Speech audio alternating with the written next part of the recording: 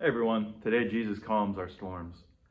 That day when evening came, he said to the disciples, "Let's go over to the other side." Leaving the crowd behind, they took him along in the boat, just as he was. There were also other boats with him. A furious windstorm came up, and the waves broke over the boat so that it was nearly swamped. Jesus was in the rear, sleeping on a cushion. The disciples woke him and said to him, "Teacher, don't you care that we're drowning?" He got up, rebuked the wind, and said to the waves, "Quiet, be still." And the wind died down, and it was completely calm. He said to his disciples, "Why are you so afraid? Do you still have no faith?" They were terrified and asked each other, "Who is this? Even the wind and waves obey him." So good spiritual practice for reading scripture and putting yourself in the story or hearing the Spirit is ask yourself, who do you connect with in this story? And as I was reading this today, I connected first with Jesus, really with his exhaustion. Right? It's been a long day of teaching and healing for him. A phrase that I'd never even noticed before that says he gets in the boat just as he was, right? Which to me says he's just completely worn out from the day and he just manages to barely get in there. Right? How tired do you have to be to sleep in this kind of storm?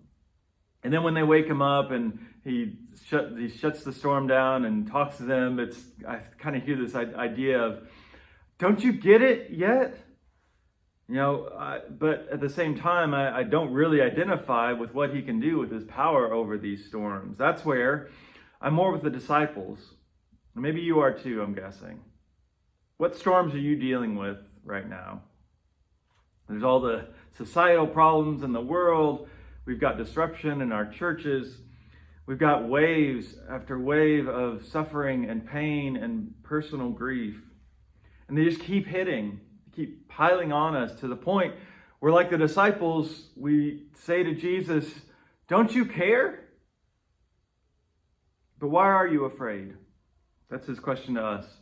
Fear is a natural response. It's not inherently bad, especially when it's something that's, life-threatening, like a storm, right? That's a reasonable thing to be afraid of. But when are we afraid of things that aren't that kind of clear threat? Maybe it's uncertainty. Maybe we're afraid of an unknown future, not knowing where things are going or where we're headed. I'm not saying those fears aren't real or based on nothing.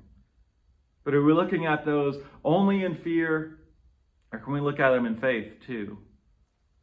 If you're like me today, you need to hear Jesus say, "Be still."